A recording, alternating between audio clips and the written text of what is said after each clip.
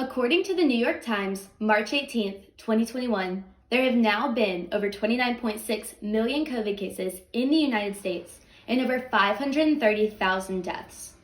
For this generation, it is extremely significant to understand what COVID truly is and ways to prevent it, because we have no idea how much longer this disease is going to continue impacting our lives.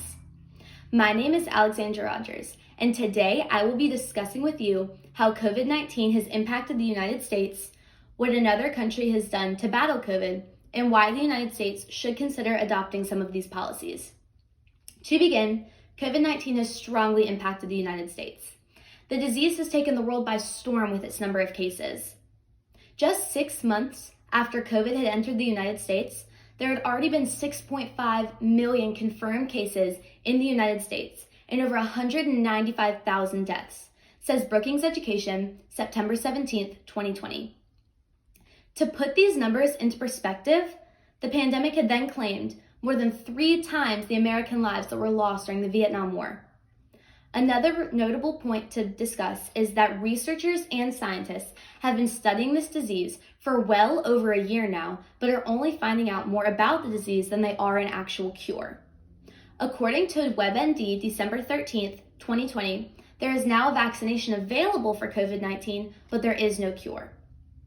Lastly, the United States has tried to invoke mask mandates in public places, but cannot truly be established without infringing upon an individual's constitutional rights.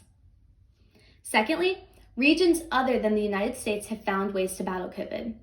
The problem with this disease is that it impacts large groups of people who are face-to-face. According to the Centers for Disease and Control, October 28, 2020, COVID-19 spreads mainly through close contact from person to person, including between people who are physically near each other. Another issue is that many people are asymptomatic, meaning that they carry this disease but do not show symptoms. This is an extremely large issue in the United States because people are carrying this virus and spreading it to others without knowledge. However, New Zealand has found ways to combat this.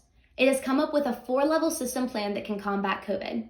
It can be applied at different levels, can rid the country of over thousands of cases, and has been proven an effective method for New Zealand. The island country of 5 million declared their pandemic over in just 100 days, says Contagion Live, August 9th, 2020, which is perfect evidence to support why the United States should consider adopting this policy, since we've been dealing with this disease for well over a year now. Lastly, the United States should consider adopting some of the COVID-19 policies. The system has 4 different levels of policy action based off of how maintained the disease is, according to Wayback Machine, February 7th, 2020. The levels start in preparation mode and gradually increase into reducing, restricting, and eliminating COVID.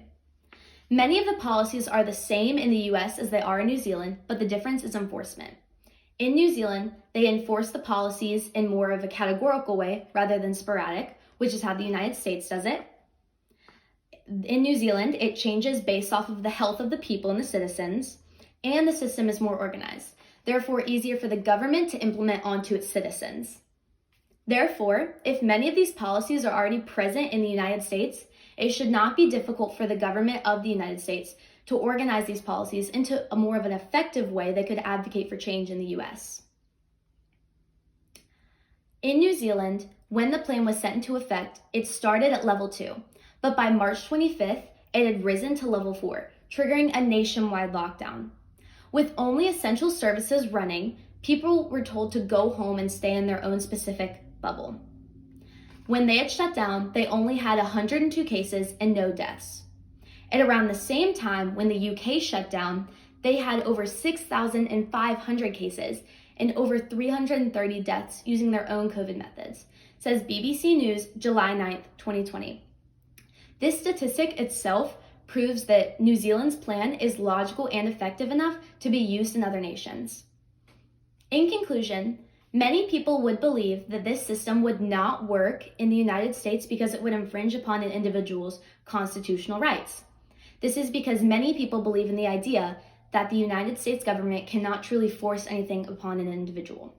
However, when it comes to this system, that notion is incorrect because this system can be applied at a local or national level in the United States without infringing upon an individual's constitutional rights. Therefore, change is needed in the United States, and it begins with us.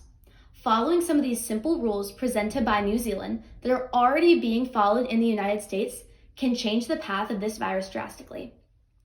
I've just discussed with you how the United States has been impacted by COVID, what another country has done to battle COVID, and why the United States should consider adopting some of these policies. It is important to remember that change can only begin with the start of our actions. What have you done in your daily life to stop the spread of COVID? And now the questions. Are there any other viable alternatives to your solution? If so, why did you select this one over them? Of course, there are many alternative solutions rather than New Zealand's 4-level system plan. However, I believe that New Zealand's plan best fit the United States because when applied to the US, it does not infringe upon any institutional rights, and it cured COVID in ample time in New Zealand. This can be compared to Hong Kong or Taiwan's method of ridding COVID, where they isolated their citizens by quarantining all of them for 2 weeks, and they did not allow any visitors in. Now, while they still did this, however, they are still experiencing hundreds of deaths each day. Therefore, I felt New Zealand's plan was most beneficial and effective to the United States. Question number 2. What is the largest difference between implementing the plan in the US versus New Zealand? First of all, the largest difference between the US and New Zealand is their size. The US has a population of 300 million, while New Zealand only has a fraction of that. So therefore, it might seem like a very big difference and an issue implementing a smaller nation's plan onto a larger nation, when in fact this is not the issue. Michael Baker, who is creator of the 4-level system plan in New Zealand, said that population is completely irrelevant to the plan. He says that as long as there is a functioning government that can enforce policy, regardless of the size of the region, the system will always work, which explains why it again can be used at a local or national level. Thank you.